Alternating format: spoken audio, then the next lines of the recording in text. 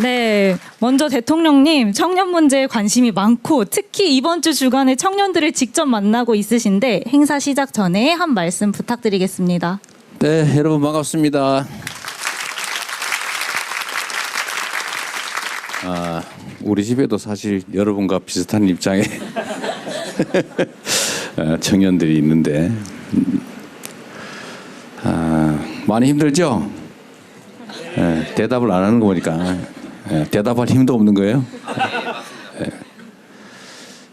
저는 저 뒤에도 보면 우리 기성세대들도 꽤 와 계신데 저는 사실 세상 사람들이 말할 때는 정말 힘들게 살았구나 이런 얘기들을 이제 듣기도 합니다. 그런데 요즘의 청년들과 제가 살아왔던 청년 시절을 비교해 보면 명백하게 요즘 청년 세대들이 훨씬 더 어려운 상황입니다. 뭐 여러분도 잘 알겠지만, 그러니까 먹고 사는 물질적인 기초 수준은 되게 높아졌죠. 뭐 밥을 굶지도 않고, 그래도 뭐 생존의 위협을 받거나 뭐 그러지는 않고, 직업의 질의 차이가 좀 있지만 굳이 뭐 구한다면 또 구할 수는 있는데 우리 청년들이 기대하는 수준에 맞지 않다는 점. 근데 결정적인 차이는 그런 것 같습니다. 미래가 희망적이냐. 당장의 상황이 좀 나을지는 몰라도 내일이 오늘보다 나을 거다. 뭐 10년 후, 20년 후. 또 내 자식 세대는 나보다는 더 나을 것이다. 라고 믿어지느냐의 차이 같아요. 우리가 성장하던 시기는 정말로 대한민국이 고도 성장하는 시기였죠. 전 세계에서 이렇게 빨리 산업화된 소위 경제적으로 성장 발전한 나라 대한민국이 유일하죠. 이거 정말 전 세계가 놀랄 일입니다. 엄청나게 빠른 속도로 성장했죠. 그래서 당장은 어려워도 정말 오늘이 어제와는 다르고 내일 모레는 오늘과는 당연히 더 낮게 변했을 거라고 믿어졌어요. 뭐 임금이 몇 년 사이에 2배로 오르고 이랬으니까요. 그리고 우리가 대학을 졸업할 때는 뭐 웬만한 회사에 취직해서 평생 정년이 보장되는 그런 시절이었죠. 그리고 당연히 호봉제에 의해서 뭐 특별히 잘못하지 않으면 월급도 올라가고 뭐 퇴직금도 있고 별로 걱정을 안 했습니다. 중간에 요즘처럼 이렇게 속된 말로 잘릴 염려도 없는 직장이 매우 안정적이었어요. 그런데 지금은 완전히 반대가 됐죠.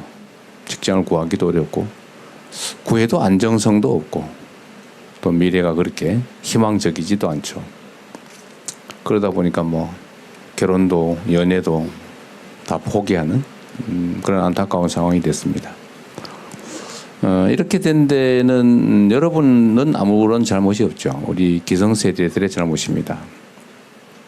이런 점들을 예측하고 충분히 필요한 대책을 만들었어야 하죠. 제가 제일 책임이 크죠.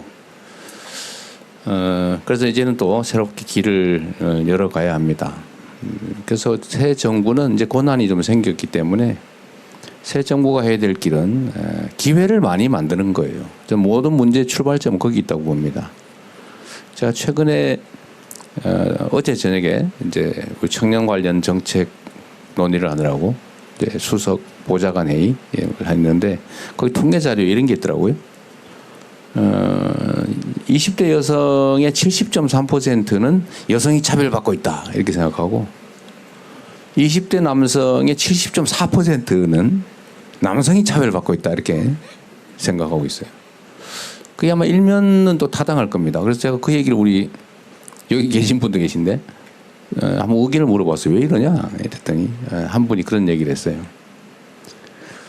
예를 든다면 취업을 하기까지는 여성이 좀 유리한 것 같다. 남성이 차별받는 것 같다. 예를 들면 군대도 가야 되는데 가산점도 안 주고 뭐 등등. 그런데 취직을 하고 난 다음 그 단계부터는 남자가 더 우대되는 여성이 차별받는 것 같다. 예를 들면 뭐 간부도 별로 없고 상사도 별로 없고 다 남성 중심으로 조직이 돼 있고 시설도 남성 중심이고 어쨌든 유리천정 같은 게 실제로 있는 것 같아서 취직한 다음부터는 여성이 차별받고 취직하기 전에는 남성이 차별받는 것 같다. 일면도 타당하죠. 그런데 이거는 사실은 어느 세상이나 있었던 일이기도 해요. 다 상대적이잖아요. 저는 청년 세대 전체가 일종의 피해 계층이라고 생각합니다. 그런데 청년들이 원래는 그렇게 되면 청년들이 대동단결이 되잖아요. 그죠? 기성세대에 비해서 청년 세대들이 사실 매우 구조적으로 어려워진 거죠. 기회 총량이 부족해서 과거에는 경쟁을 사실 행복하게 했죠. 야, 우리 서로 누가 1등 하나 한번 해보자. 너 1등 하면 그래 축하해. 이렇게 했는데 요즘은 경쟁이 전쟁이 돼가지고 반드시 친구는 죽여야 된다. 와 비슷한 상황이 됐죠. 원하면 내가 죽으니까 이렇게 됐죠. 이유는 단순하죠. 기회 총량이 부족해서 그렇습니다. 경쟁이 너무 극렬화된 거예요. 여러분 잘못은 아니죠. 그래서 이 작은 기회의 구멍을 통과하기 위해서는 온갖 기묘한 기술을 다 배워야 되는데 다른 사람이 통과하면 나는 통과할 수 없는 상황이기 때문에 정말 잔인하게 경쟁이 아니라 전쟁을 하게 됐고 그러다 보니까 정말 가장 가까워야 될 청년 세대들끼리 특히 남녀가 이 편을 지어 다투는 괜히 여자가 남자 미워하면 안 되잖아요. 여자가 여자를 미워하는 거 이해하는데 그럴 수 있잖아요. 그죠? 여자가 남자가 여자를 미워한다? 이게 상상하기 어려운 그러나 참으로 안타까운 일이 현재 벌어지고 있죠. 지역적 갈등도 심하고 세대 간 갈등도 심하고 남녀 간 갈등도 심하고 여하튼 갈등이 심해요.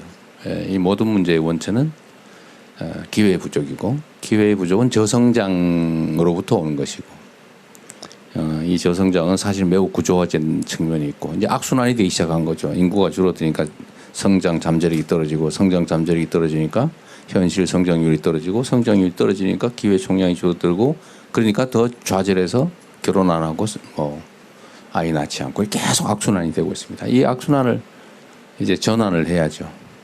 기회를 만드는. 그래서 새 정부가 또 저를 포함해서 전부 다 성장 노래를 부르는 이유가 사실 여기에 있습니다. 그러니까 여러분께도 함께 더 많은 기회가 있는 그런 새로운 세상을 향해 같이 가도록 하자. 그리고 저는 이게 가능하다고 믿어요. 대한민국 국민들 위대한 국민들이죠.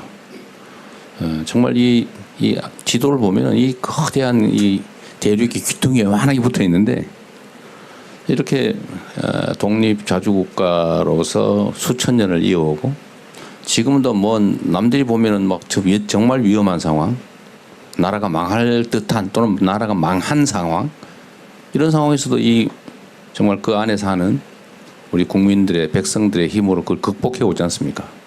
극복할 뿐만 아니라 세계에 지금은 자랑할 만한 나라가 돼 가고 있죠. K-팝 이런 거, 예를 들면 K-푸드, K-컬처. 우리가 이제 첨단 기술, 인공지능 이런 분야에서도 주력하지만 사실 문화 부문에서 우리는 또 다른 기회가 있다고 보는데 어쨌든 전 세계가 지금 각광을 하지 않습니까?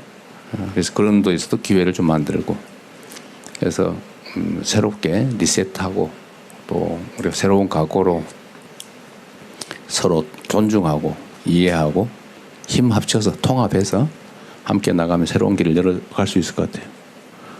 여하튼 미안하다는 생각이 많이 듭니다. 오늘도 옆에 계신 여러분 미안하게 생각하고요. 그러나 또 미안하다고 그냥 좌절하고 있을 수는 없는 거고 또 다투고 세월 보낼 수는 없는 일이어서 오늘은 여러분 의견을 좀 많이 들어보겠습니다. 그리고 그 속에 답이 있겠죠, 그죠? 네. 자, 이런 기회 자주 가지면 좋겠습니다. 그리고 마지막으로 정말 대화를 좀 많이 하면 좋겠어요. 점점 전에는 이렇게 실금을 그었는데 요즘은 실선을 그을 뿐만 아니라 아예 벽을 쌓아서 접촉이 잘 안 됩니다. 어제 마이클 샌델 그 분이 똑같은 얘기를 하더라고요. 요즘은 너무 벽이 높다.